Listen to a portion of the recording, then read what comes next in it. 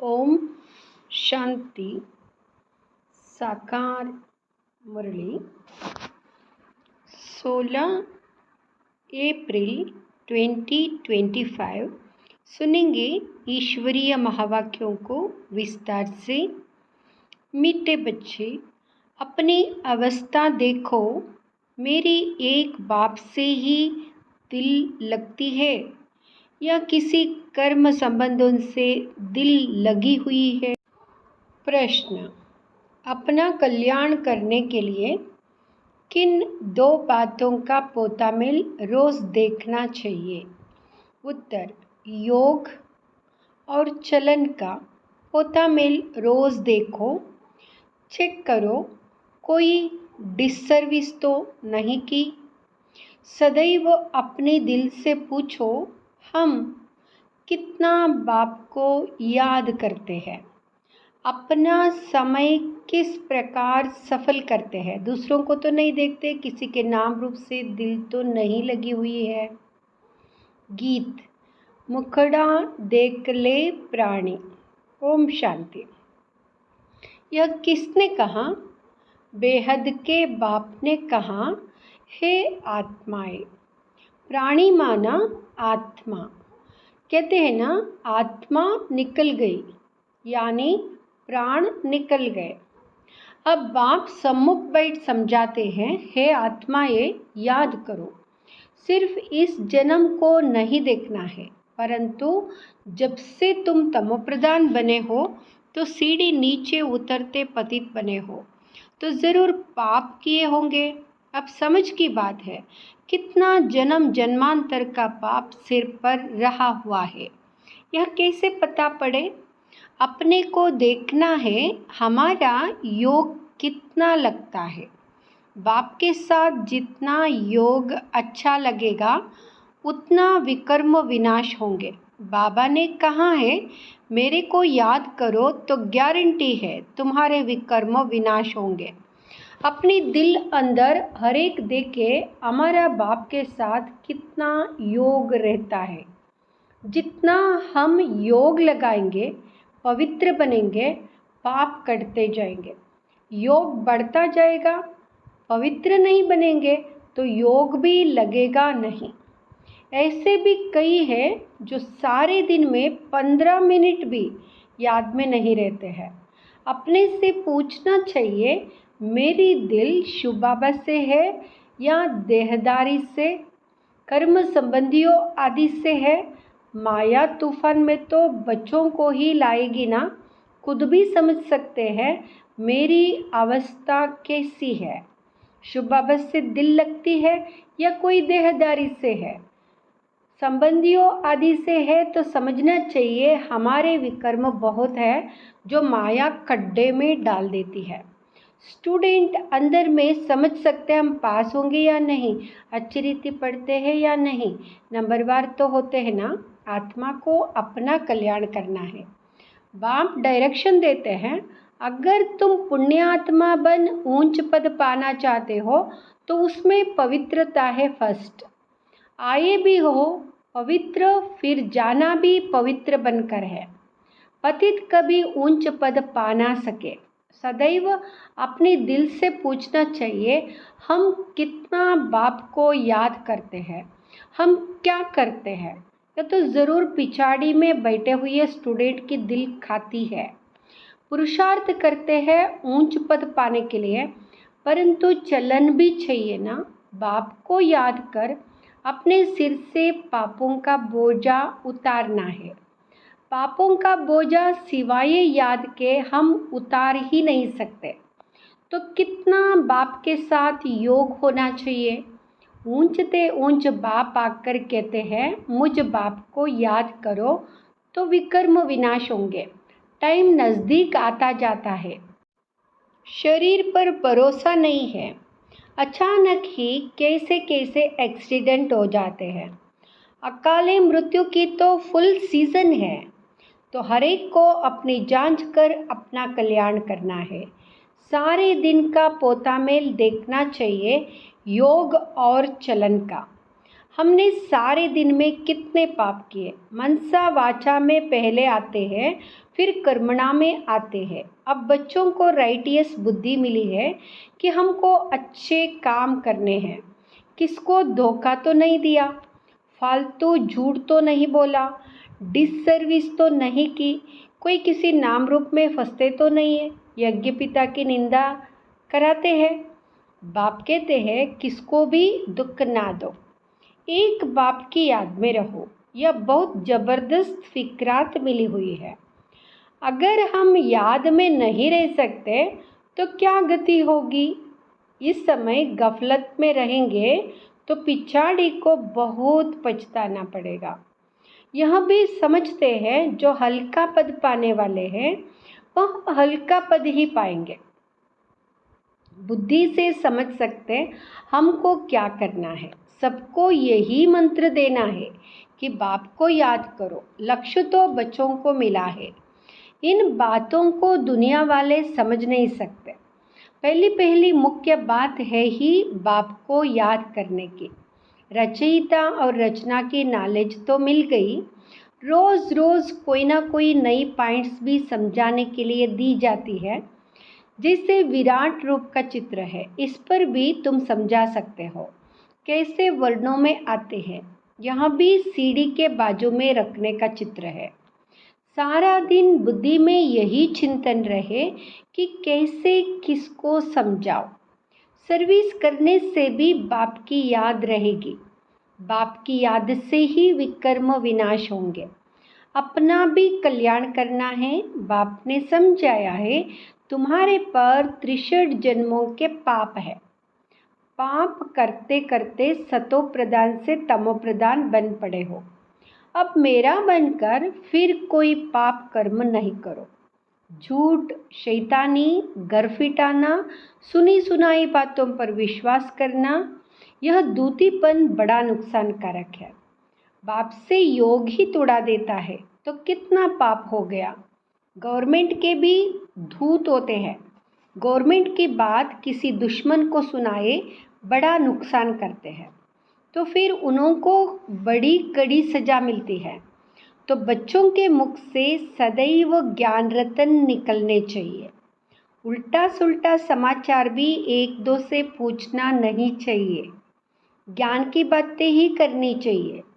तुम कैसे बाप से योग लगाते हो, कैसे किसको समझाते हो, सारा दिन यही ख्याल रहे। चित्रों के आगे जाकर बैठ जाना चाहिए। तुम्हारी बुद्धि में तो नॉलेज है ना। भक्ति मार्ग में तो अनेक प्रकार के चित्रों को पूजते रहते हैं, जानते कुछ भी नहीं। ब्लाइंड फेथ, आइडियल वर्शिप, मूर्ति पूजा, इन बातों में भारत मशहूर है। अभी तुम यहाँ बातें समझाने में कितनी मेहनत करते हो। प्रदर्शनी में कितने मनुष्य आते हैं, भिन्न भिन्न प्रकार के होते हैं। कोई तो समझते हैं यह देखने समझने योग्य है, देख लेंगे, फिर सेंटर पर कभी नहीं जाते। दिन प्रतिदिन दुनिया की हालत भी खराब होती जाती है। झगड़े बहुत हैं। विलायत में क्या क्या हो रहा है बात मत पूछो। कितने मनुष्य मरते हैं। तमो प्रधान दुनिया है ना। भल कहते हैं बॉम्ब्स नहीं बनाने चाहिए, परंतु वह कहते तुम्हारे पास देर रखे हैं तो फिर हम क्यों ना बनाए, नहीं तो गुलाम होकर रहना पड़े। जो कुछ मत निकलती है विनाश के लिए।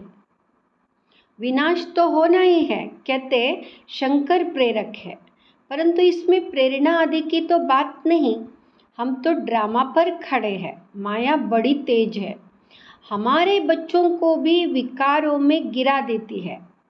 कितना समझाया जाता है कि देह के साथ प्रीत मत रखो, नाम रूप में मत फंसो, परंतु माया भी तमोप्रधान ऐसी है, देह में फंसा देती है, एकदम नाक से पकड़ लेती है, पता नहीं पड़ता है। बाप कितना समझाते हैं श्रीमत पर चलो, परंतु चलते नहीं। रावण की मत जट बुद्धि में आ जाती है, रावण जेल से छोड़ता नहीं। बाप कहते हैं अपने को आत्मा समझो, बाप को याद करो। बस अब तो हम गए। आधा कल्प के रोग से हम छूटते हैं। वहाँ तो है ही निरोगी काया। यह तो कितने रोगी है। यह रौरव नरक है ना। भल वो लोग गरुड़ पुराण पढ़ते हैं, परंतु पढ़ने अथवा सुनने वालों को समझ कुछ भी नहीं है। बाबा खुद कहते आगे भक्ति का कितना नशा था। भक्ति से भगवान मिलेगा यह सुनकर खुश हो भक्ति करते रहते थे। पतित बनते हैं तब तो पुकारते हैं, हे पतित पावन आओ। भक्ति करते हो या तो अच्छा है, फिर भगवान को याद क्यों करते। समझते हैं भगवान आकर भक्ति का फल देंगे। क्या फल देंगे वह किसको पता नहीं। बाप कहते गीता पढ़ने वालों को ही समझाना चाहिए, वही हमारे धर्म के है। पहली मुख्य बात ही है गीता में भगवान वाच। अब गीता का भगवान कौन। भगवान का तो परिचय चाहिए ना। तुमको पता पड़ गया है आत्मा क्या है, परमात्मा क्या है। मनुष्य ज्ञान की बातों से कितना डरते हैं। भक्ति कितनी अच्छी लगती है, ज्ञान से 3 कोस दूर भागते। अरे पावन बनना तो अच्छा है, अब पावन दुनिया की स्थापना, पति दुनिया का विनाश होना है, परंतु बिल्कुल सुनते नहीं। बाप का डायरेक्शन है हियर नो इविल। माया फिर कहती है हियर नो बाबा की बातें। माया का डायरेक्शन है शिव बाबा का ज्ञान मत सुनो। ऐसा जोर से माया चमाट मारती है। जो बुद्धि में ठहरता नहीं, बाप को याद कर ही नहीं सकते। मित्र संबंधी देहदारी याद आ जाते हैं, बाबा की आज्ञा नहीं मानते। बाप कहते माँ में कम याद करो, और फिर ना फरमान बरदार बन कहते हैं हमको फलाने की याद आती है। याद आएगी तो गिर पड़ेंगे। इन बातों से तो नफरत आनी चाहिए। यह बिल्कुल ही छीछी दुनिया है। हमारे लिए तो नया स्वर्ग स्थापन हो रहा है। तुम बच्चों को बाप का और सृष्टि चक्र का परिचय मिला है, तो उस पढ़ाई में ही लग जाना चाहिए। बाप कहते हैं अपने अंदर को देखो। नारद का भी मिसाल है ना। तो बाप भी कहते हैं अपने को देखो। हम बाप को याद करते हैं, याद से ही पाप भस्म होंगे। कोई भी हालत में याद शिव बाबा को करना है और कोई से लव नहीं रखना है। अंत में शिव बाबा की याद हो तब प्राण तन से निकले। शिव बाबा की याद हो और स्वदर्शन चक्र का ज्ञान हो। स्वदर्शन चक्रधारी कौन है यह भी किसको पता थोड़ी है। ब्राह्मणों को भी यह नॉलेज किसने दी। ब्राह्मणों को यह स्वदर्शन चक्रधारी कौन बनाते हैं। परम पिता परमात्मा बिंदी। तो क्या वह भी स्वदर्शन चक्रधारी है। हाँ, पहले तो वहाँ है, नहीं तो हम ब्राह्मणों को कौन बनाए। सारी रचना के आदि मध्य अंत का नॉलेज उसमें है। तुम्हारी आत्मा भी बनती है, वह भी आत्मा है। भक्ति मार्ग में विष्णु को चक्रधारी बना दिया है। हम कहते हैं परमात्मा त्रिकालदर्शी त्रिमूर्ति त्रिनेत्री है, वह हमको स्वदर्शन चक्रधारी बनाते हैं। वह भी ज़रूर मनुष्य तन में आकर सुनाएंगे। रचना के आदि मध्य अंत का ज्ञान ज़रूर रचता ही सुनाएंगे ना। रचता का ही किसको पता नहीं है, तो रचना का ज्ञान कहाँ से मिले। अभी तुम समझते हो शिव बाबा ही स्वदर्शन चक्रधारी है, ज्ञान का सागर है। वह जानते हैं हम कैसे इस चक्र के चक्र में आते हैं। खुद तो पुनर्जन्म लेते नहीं, उनको नॉलेज है जो हमको सुनाते हैं। तो पहले तो शिव बाबा स्वदर्शन चक्रधारी ठहरा। शिव बाबा ही हमको स्वदर्शन चक्रधारी बनाते हैं, पावन बनाते हैं, क्योंकि पतित पावन वह है, रचता भी वह है। बाप बच्चे के जीवन को जानते हैं ना। शिव बाबा ब्रह्मा द्वारा स्थापना कराते हैं, करण करावनहार है ना। तुम भी सीखो, सिखलाओ। बाप पढ़ाते हैं, फिर कहते औरों को भी पढ़ाओ। तो शिव बाबा ही तुमको स्वदर्शन चक्रधारी बनाते हैं। कहते हैं मुझे सृष्टि चक्र का नॉलेज है, तब तो सुनाता हूँ। तो 84 जन्म कैसे लेते हो। यह 84 जन्मों की कहानी बुद्धि में रहनी चाहिए। यह बुद्धि में रहे तो भी चक्रवर्ती राजा बन सकते हैं। यह है ज्ञान। बाकी योग से ही पाप कटते हैं। सारे दिन का पोता मेल निकालो। याद ही नहीं करेंगे तो पोता मेल भी क्या निकालेंगे। सारे दिन में क्या क्या किया यह तो याद रहता है ना।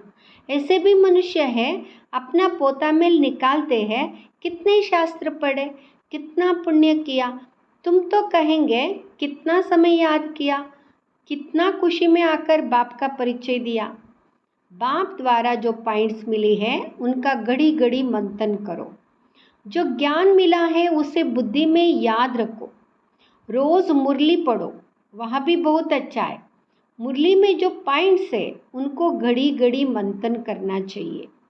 यहाँ रहने वालों से भी बाहर विलायत में रहने वाले जास्ती याद में रहते हैं।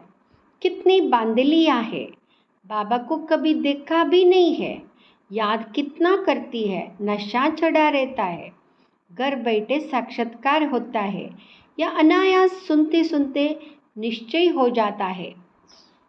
तो बाप कहते हैं अंदर में अपनी जांच करते रहो कि हम कितना ऊंच पद पाएंगे, हमारी चलन कैसी है, कोई खान पान की लालच तो नहीं है, कोई आदत नहीं रहनी चाहिए। मूल बात है अव्यभिचारी याद में रहना।